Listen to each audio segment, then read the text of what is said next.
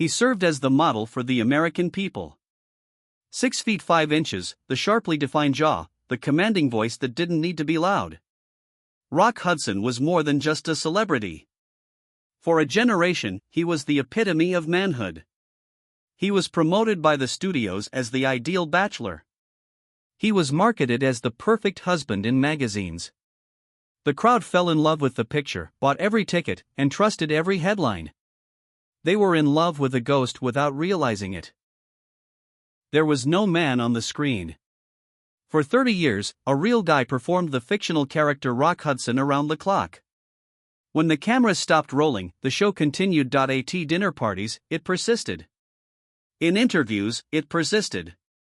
Even in his own house, it went on. Private life kept private was not the situation here. Identity was being systematically erased. An operation worth millions of dollars that is intended to safeguard an investment. The reality was not simply concealed by the industry. They deliberately made up a lie. They also sold a product called Rock Hudson. Why he did not speak is not the question. That is why his quiet was necessary for the system to continue operating. As Roy Scherer Jr., a former truck driver from Wetka, Illinois, he traveled to Los Angeles. His height was 6 feet 5 inches. He had good looks. He was also clumsy, crude, and unsophisticated. He wasn't considered an actor by the industry. He was unprocessed material. The project was taken over by agent Henry Wilson. Careers were not tightly managed by Wilson. He built them. As he observed the young man, he noticed a chassis in need of a fresh coat of paint. The name was the first casualty. Roy Scherer was overly sentimental. It had no power. It was too big for the tent. Gibberellers Rock was their choice. Hard and unyielding. Because of the Hudson River, they choose Hudson. Deep American. It was a marketing label affixed to a human individual, a composite identity. However, the name was just the start. Rock Hudson was built via a mechanical method. To get the ideal smile, his teeth were capped. He repositioned his hairline. He developed his naturally higher voice into a powerful, deep baritone. He received instruction on how to stand, walk, and gaze at a woman. This was not a creative evolution. Assembly was the task. During the late 1940s, the studios functioned with industrial efficiency. They didn't employ actors, they bought things. The asset had no autonomy after the contract was signed. They told Rock Hudson who to be. They told him what to dress like. They told him how to live. The change was complete. The Illinois man was methodically removed. A product intended for mass consumption took his place. The final product was perfect. It had a human appearance. It had a human sound. However, the entire design process took place in a boardroom. Roy Scherer had to be disassembled in order to become Rock Hudson. There was a flaw in the investment, a weakness that would make the asset worthless if it were found. Rock Hudson was gay. This was not a question of taste or lifestyle in the atmosphere of the 1950s. It was a deviant classification. It was vilified in society and made a crime by law. An alcoholic could be a leading guy. He might be violent. He might be challenging. He couldn't be gay, though. Homosexuality was not a controversy for a love idol. It was a date of expiration. The executives of the studio were not blind. They kept a careful eye on their investments. Almost quickly, rumors started to spread around Los Angeles' exclusive backrooms. The business was aware. Co-stars were aware. Directors were aware. It was the lot's worst-kept secret. However, Universal Pictures was a company that sold imaginations, not facts. They took a smart choice after calculating the risk. They refused to abandon Rock Hudson. He would be insulated by them. A protocol for confinement was created. The publicity division of the studio was transformed into a counterintelligence section. It was their responsibility to snoop on the truth before it was printed. Questions were suppressed when they came up, occasionally with access, and occasionally with threats. The enforcer in question was Rock's career architect, Henry Wilson. Wilson refused to plead when a tabloid threatened to reveal Hudson in 1955. He made a trade. In order to save his main asset, he offered up the controversies of two other lesser stars. To preserve the Hudson story, two careers had to be given up. It was an obvious message to Rock. He might be famous. The money might be his. He might be America's most beloved man. However, complete compliance was the cost. The falsehood was no longer merely a pretext. It served as the cornerstone of his life. It was not a passive falsehood. Active daily labor was necessary. Rock Hudson had no personal life. His public appearance schedule was planned to mimic his private life. His evenings were planned by the studio. He was paired with actresses who had undergone screening. Photographers were already waiting when they were sent to nightclubs. They clasped hands. They grinned. The light bulbs burst. The fan publications had their evidence the following morning. It was an intimate performance, done with technical skill. However, the conventional deflection strategies were not working by 1955. The tabloid was getting ready to publish an exposé. It was an existential menace. The entire business might be destroyed by a single article. A harsh countermeasure was implemented by the system in response. Union. A wife was needed at the studio. They discovered one in Hudson's agent's secretary, Phyllis Gates. The procedure was near her. She was secure. The wedding was planned as quickly as a company merger. No protracted courtship took place. There was a ceremony, a honeymoon, and a brief announcement. The story was unquestioningly accepted by the media. The loyal husband was the eligible bachelor. The weight of the well-crafted imagery crushed the rumors. The marriage was the most taxing position Hudson had ever had. The direction was obvious, but there was no script. He had to take the lead at home. For the neighbors to see, he manicured the lawn. He threw dinner parties. In his living room, he posed for pictures, gazing at his wife with the same rehearsed reverence he showed Doris Day on television. He was unable to leave the set in which he lived. 3 years passed during the marriage. It accomplished its goal. It bought him time. It cemented his position. However, it demonstrated that the system could traverse any boundary. His name, his face, and now his legal position had all been made into commodities. Rock Hudson wasn't merely deceiving the public. All day and all night, he was living a lie. The system was functional. There was no denying the box office figures. The agreements were extended. However, achievement necessitated a complete separation of self. Both the public entity, Rock Hudson, and the guy who resided in its shadows existed. Isolation was the price of keeping the two. He was America's most sought-after man. However, he was unable to live a genuine life when someone else was present beyond his personal boundaries. Intimacy turned become a logistical risk. The risk of exposure was present in every interaction. He rarely had the luxury of trust. Despite being surrounded by people, he felt incredibly alone. He portrayed the master of romance on television. To win the girl over, he knew just what to say. He exuded openness, kindness, and confidence. When the director shouted, "Cut," however, the transparency disappeared. He withdrew into a stillness that was essential. He was unable to grumble. It was an act of ungraciousness to complain. He was a product of the studio, which had granted him the life that millions had hoped for. The mansion was his. He was famous. The entire world adored him. However, he was a prisoner in a cage made of gold. The psychological damage accumulated over time. He wasn't broken by it all at once.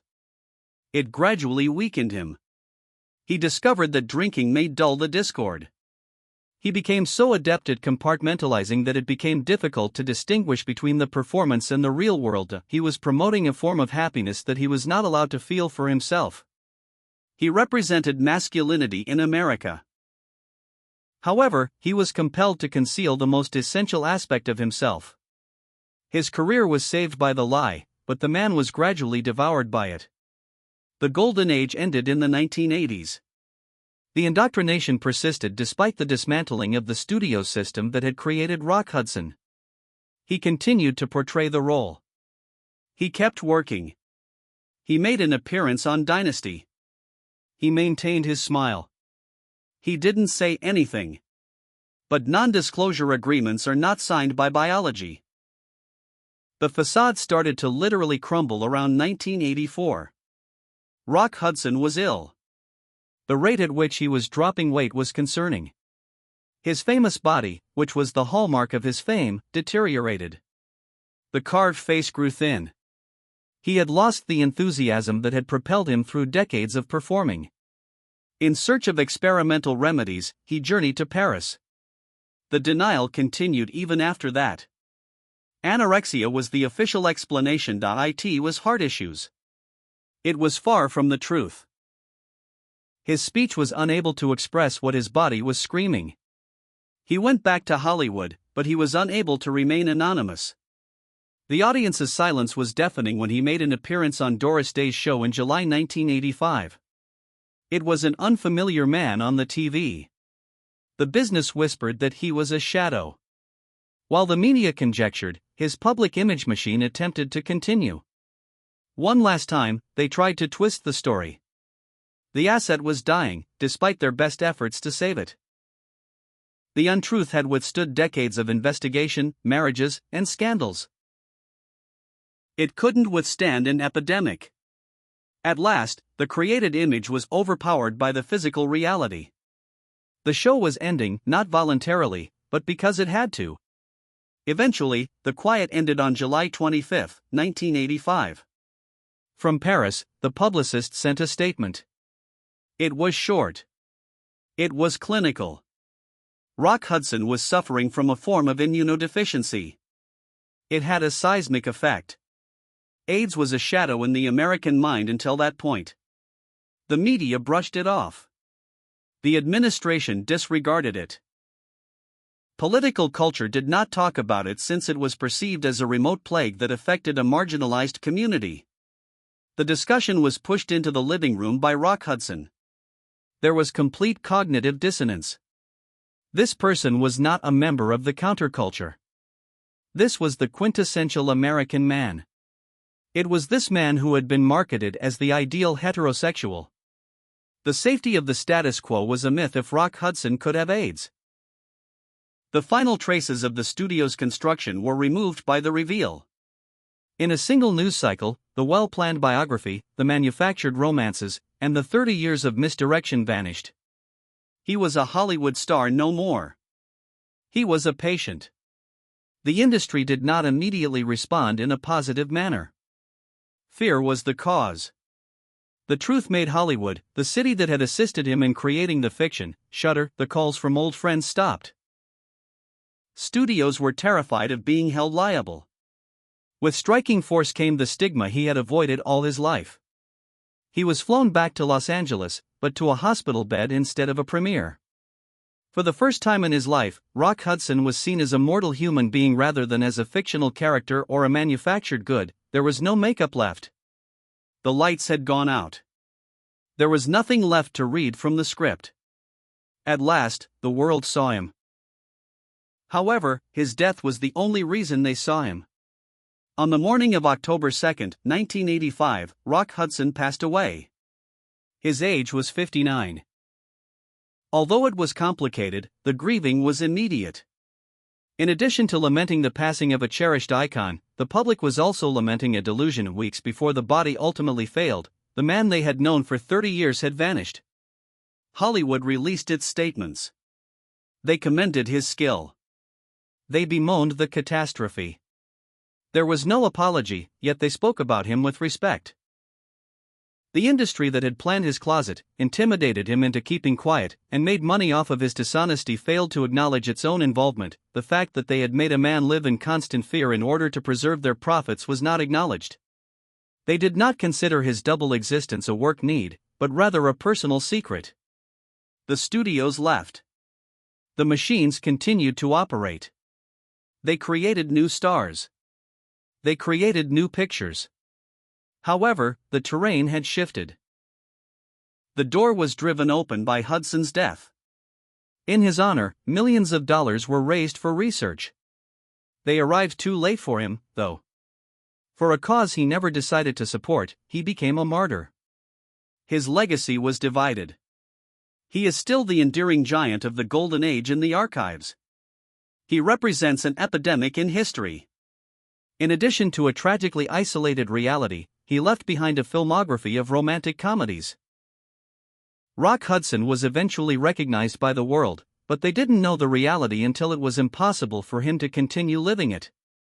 History frequently refers to Rock Hudson's life as a lie. He is presented as an actor who deceived everyone.